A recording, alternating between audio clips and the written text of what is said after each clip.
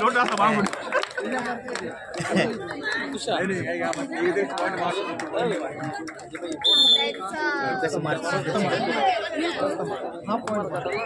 मगाशी कशी जमते तू कोणती काय वाटतंय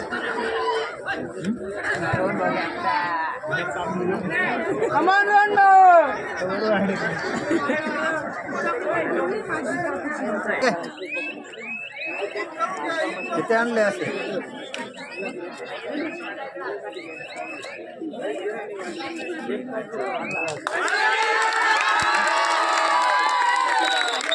बोल ना लाईन चालू झाली राहू दे जाऊ दे राहू दे राहू दे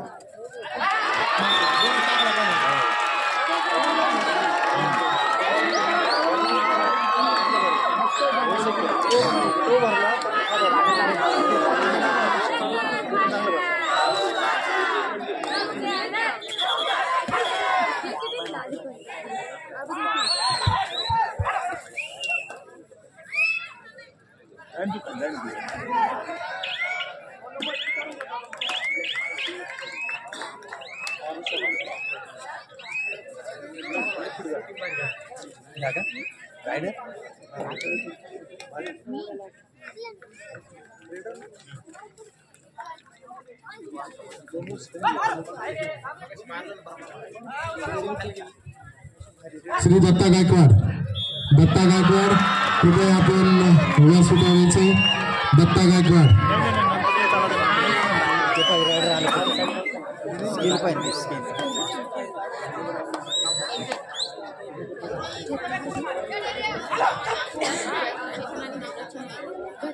ए भरत कोणच टाकले व्हिडिओ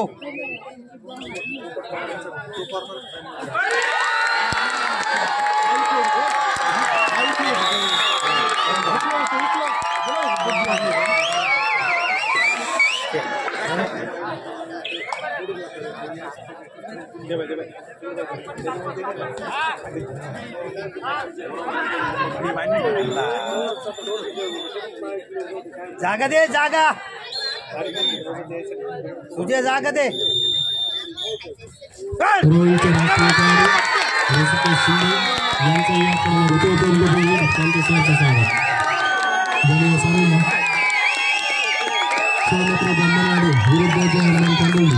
या सामन्यातील सर्वोत्कृष्ट खेळाडू गणेश गीते याचा सर्वोत्कृष्ट सामना होईल म्हणून या ठिकाणी गौरव करण्यात येत आहे स्काय स्पोर्ट्स आणि न्यूट्रिशनच्या वतीने उपउपांत्य फेरी बसून जे सर्वोत्कृष्ट खेळाडू आहेत त्यांचा या ठिकाणी सन्मान होतोय। आता गरज नाही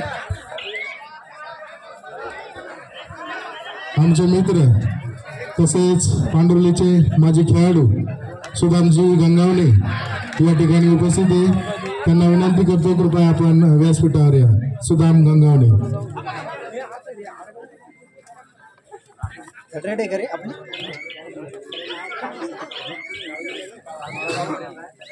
सुदाम गंगावले कृपया व्यासपीठावर या।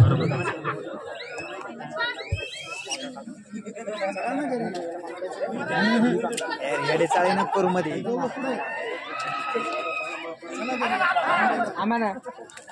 आमचे मित्र पंकज करपे यांना विनंती की आपण सुदामजी गंगावले यांना व्यासपीठावर घेऊन या। पंकज करपे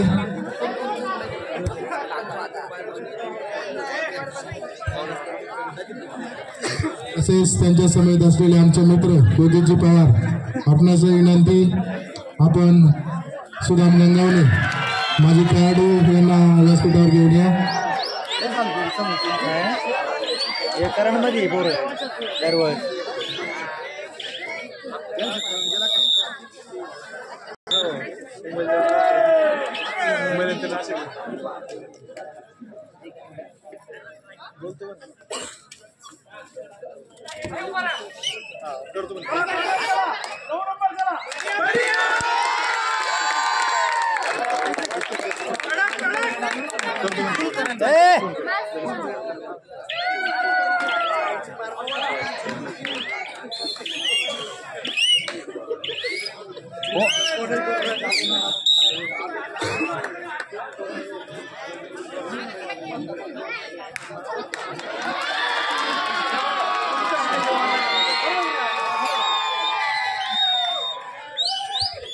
तसेच आमचे मित्र पांडवली गावचे माजी खेळाडू कलीम सय्यद कलीम शेख यांना विनंती करते कृपया आपण स्वीकार्या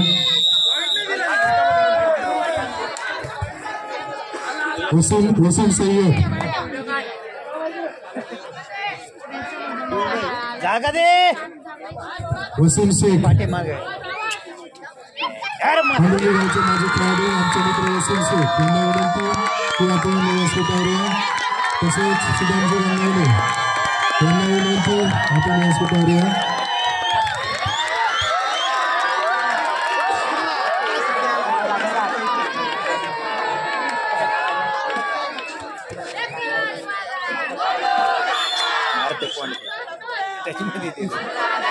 कसं आहे रायडर आहे का दत्ताजी गायकवाड दत्ता गायकवाड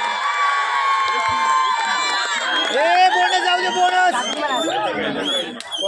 मांगे बोनस जाऊ दे गेला तर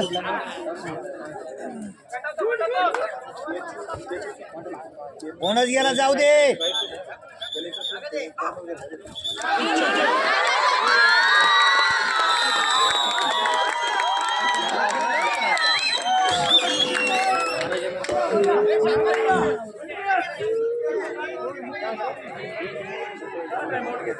या ठिकाणी उपस्थित आमचे मित्र पांडुर्ली गावचे माजी खेळाडू सुदामजी गंगावणे या ठिकाणी उपस्थित आहे मी विनायकजी राऊत यांना विनंती करतो की आपण सुदाम गंगावणे यांचा या ठिकाणी सन्मान करायचा आहे लावडे आणि रेड मारवायला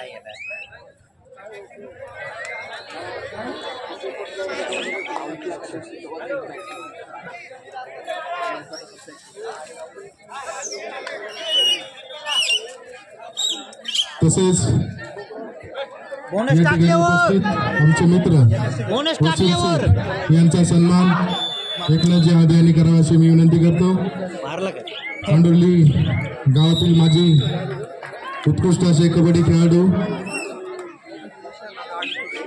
वसीम शेख यांचा या ठिकाणी सन्मान होतोय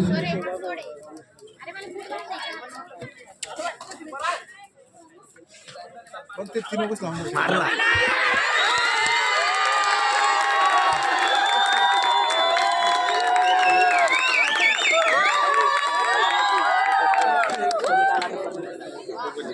ए अक्षय हात घालू नको तू अक्षय या ठिकाणी उपस्थित आमचे मित्र पांडुर्ली गावचे उत्कृष्ट खेळाडू योगेशजी पवार यांचा या ठिकाणी सन्मान होतोय मी एकनाथजी आदे यांना विनंती करतो की कृपया आपण योगेशजी पवार यांचा या ठिकाणी सन्मान करा ए अकेला नको त्याला मार तू मारणार आहे प्रतीक त्याला थांबून घे प्रत्येक थोरात आपण योगेशजी पवार यांचा या ठिकाणी सन्मान करायचा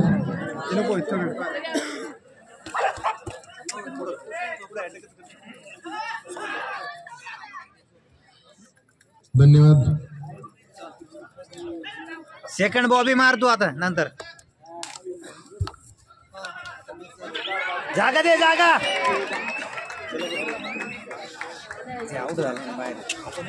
काय थांब ना यार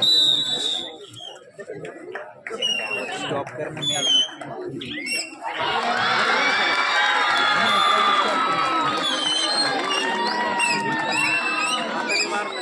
मार अच्छा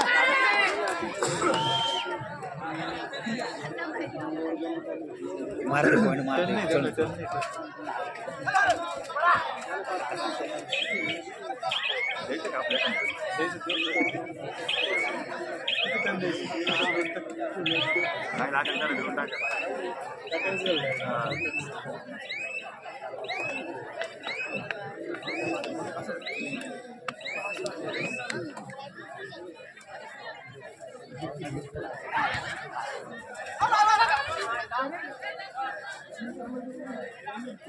रेडी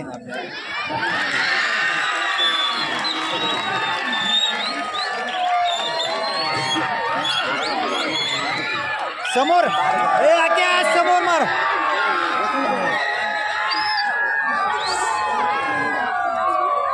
समोर मार चल चल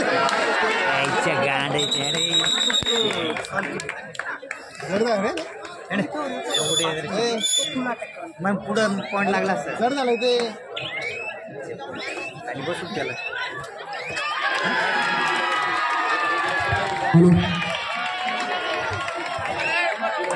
सचिनजी लगडे व्यासपीठावर सचिन लगडे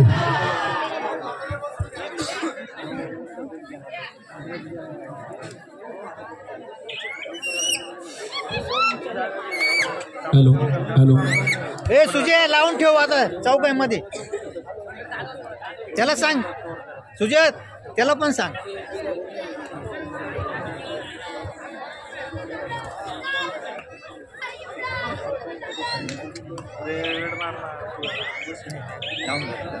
सचिन लगडे व्यासपीठावर या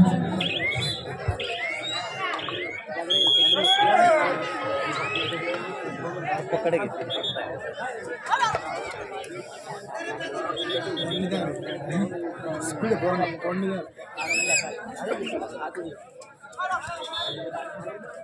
कोपऱ्यातच मार त्याला थांब थोडा थांब थांब याव मस्त रे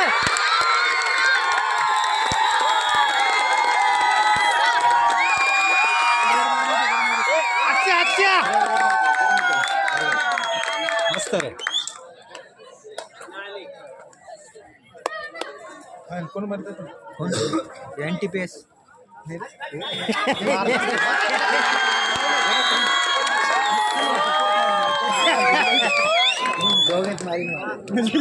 तू ऐकलं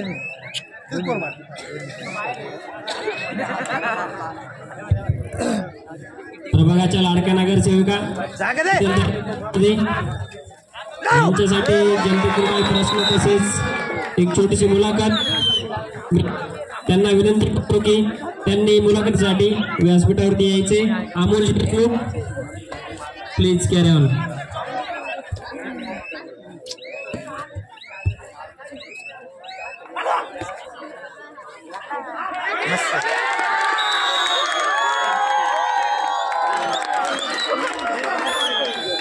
कवर स्टँड ठेव कवर नमस्कार वहिनी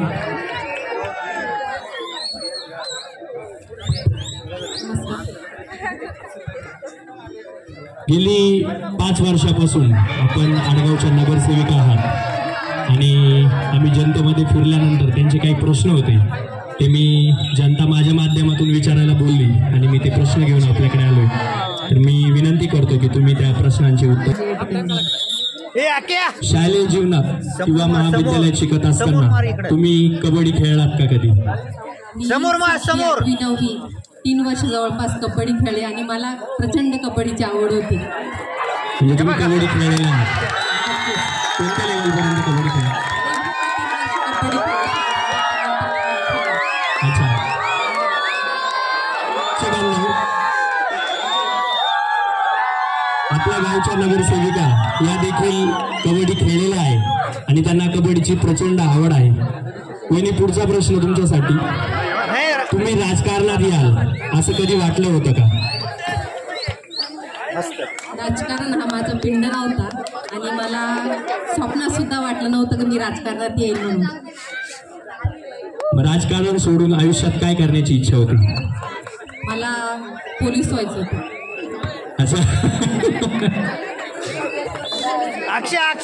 राजकारण सोडून वहिनींना पोलीस व्हायचं होतं असे बरेचसे राजकारणी आहेत जे पोलीस होते पोलीस सोडून राजकारणात गेले आणि वहिनींना राजकारण सोडून पोलीस मध्ये यायचं होतं वहिनी गेल्या 5 वर्षामध्ये आपण राजकारणात सक्रिय आहात नगरसेविका म्हणून काम करत आहात या पूर्ण 5 वर्षाच्या कालावधीत नितीन भाऊंनी आपल्याला कशा प्रकारे मदत करतात म्हणजे राजकारणात नितीन भाऊंची कशा प्रकारे आपल्याला मदत होते त्यांची मदत ही पदपदीची असते मला कुठेही काही अडचण आली तरी मी त्यांना पहिलं विचारत असते की कशा प्रकारे केलं पाहिजे आणि त्यात ते वकील आहे, त्याच्यामुळे मी 100% सल्ला त्यांचा घेत असते. अच्छा, म्हणजे वकिलानंतर तुम्ही राजकारणात पुढे काम करत असतात.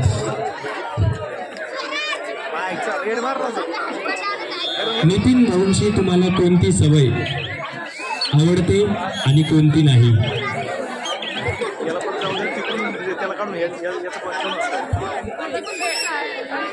त्यांची एक सवय की शांत राहणं. मुळात कोणी आपल्याला त्रास देत असतं तर त्याला प्रतिउत्तर, म्हणजे आजच्या ज्या क्षेत्रात आहे मी त्याला प्रतिउत्तर द्यायचं नाही, ऐकून घ्यायचं. ही त्यांची जी सवय आहे ही मला खूप आवडते. आणि कोणती सवय आवडत नाही? मी कौटुंबिक सांगायला गेली ती वेळ देत नाही आणि लक्ष देत नाही घरी, ही सवय मला आवडत नाही त्यांची. नितीन भाऊ आहे का इथे? नितीन भाऊ जरा काळजी घ्या. तीन भाऊला काही आवडत नाही विचारा नाही. नितीन भाऊंनी अशी कोणती गोष्ट आहे की जी करायला नको? तू शिकली आणि पुढे गेली. काही दडपण त्यावेळेस? दडपण म्हणजे मला असं वाटलं मला जमतं की नाही, पण महिलामध्ये एक अशी पॉवर असते की तिला अशी कोणतीच गोष्ट कधी जमत नाही असं कधीच होत नाही. पूर्ण क्षमता असते महिलेमध्ये, प्रत्येक मुलीमध्ये आणि महिलेमध्ये एक ही क्षमता असते. निश्चितच, म्हणूनच म्हणतात नारी शक्ती ही सर्वात मोठी शक्ती असते.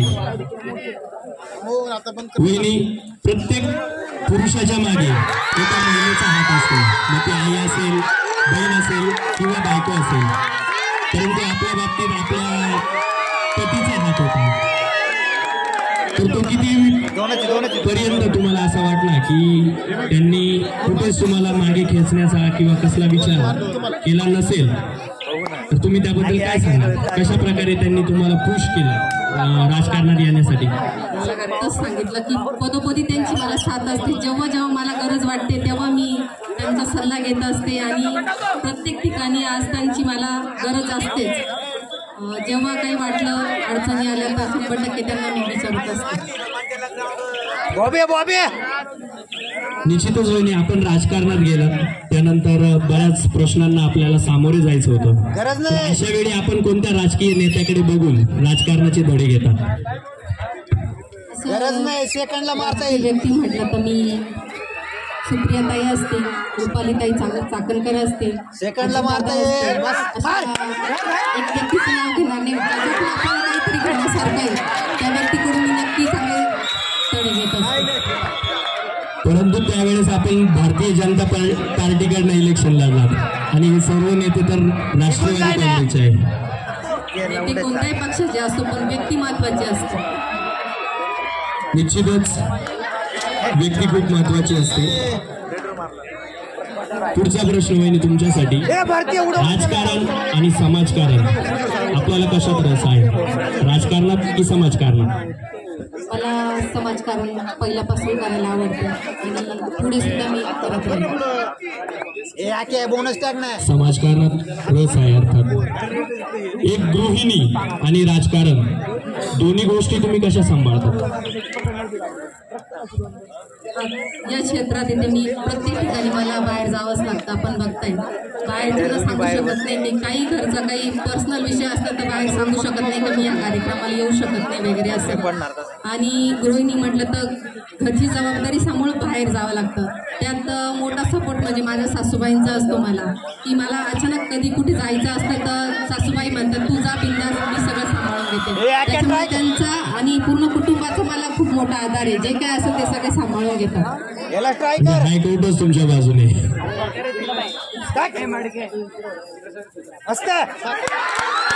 आपण राजकारणात जावे यासाठी सर्वप्रथम पाठिंबा कोणी दिला आणि विरोध कोणी केला? राजकारणात जावं सर्वप्रथम पाठिंबा हा कुटुंबाचा होता. मला सगळ्यात जास्त म्हणजे नितीन भाऊंचा होता पहिल्यांदा. तर पुढं मारतो, पुढं देऊ. नितीन भाऊ ते आमचे भाऊ आहे. जागा दे. शक्यतो कोणी केला नाही, पण काही होतं असतील त्यांनी सांगितलं की वहिनींना वगैरे कसं जमेल या गोष्टी. आत्ताच वहिनीचं लग्न झाले, आता म्हणजे जवळपास 1.5 वर्ष झालं होतं माझ्या लग्नाला आणि त्यातनं लगेच निवडणूक डिक्लेअर झाली आणि महिला आरक्षण पडलं. त्यामुळे बऱ्याच जणांना वाटलं की या सगळ्या गोष्टी कशा करणार वगैरे, त्यामुळे काहींनी पण विरोध पण केला. आपले आई वडील म्हणजे माहेरची जी माणसं आहे ती राजकारणात सक्रिय होती त्यावेळेस? नाही, अजिबात नाही. त्यांनी विरोध नाही केला? नाही, तसं काही नाही. ते त्यांनी सांगितलं की ते तुमचा विषय फक्त. अच्छा. महाराष्ट्रात राजकारण चालू आहे, कोणकोणत्या पक्षात, त्याबद्दल काय सांगाल?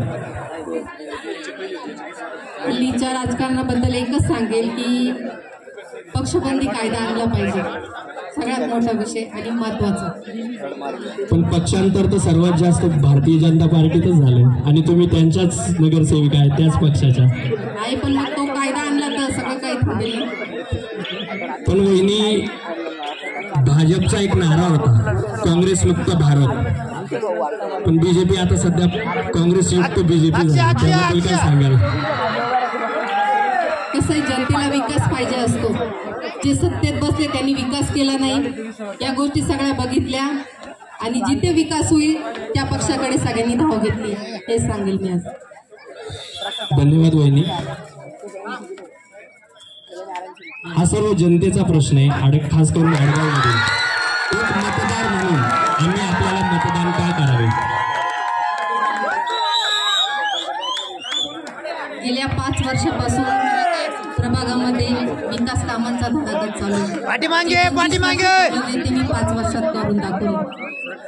त्यामध्ये प्रामुख्याने असेल 100% कामं तर नसेल झाली, पण 90% तरी झाले असेल हे सांगते मी. तसं पाहायला गेलं तर मागच्या 25 वर्षात एवढा विकास झाला नाही, आपण बघतोय. जनता सुद्धा सांगते आणि माझा जो जनतेशी दांडगा संपर्क आहे तो खूप महत्त्वाचा वाटतो मला. आज प्रत्येक महिलेला म्हणजे याआधी एखाद्या नगरसेवकाशी बोलायचं ठरलं तर घाबरायचे लोक. त्यांना सामान्य घरातील जी महिला नगरसेविका आहे त्याचा खूप आनंद वाटतो आणि अभिमान सुद्धा वाटतो की जेव्हा एखादी महिला मला जेव्हा मेसेज करते त्या मेसेजवर सुद्धा मी लगेच उत्तर देते. म्हणजे त्यांना एक आपली बहीण, लहान बहीण मोठी बहीण म्हणून माझ्याकडे बघतात. त्याच्यामुळे नक्कीच याचा फायदा होईल.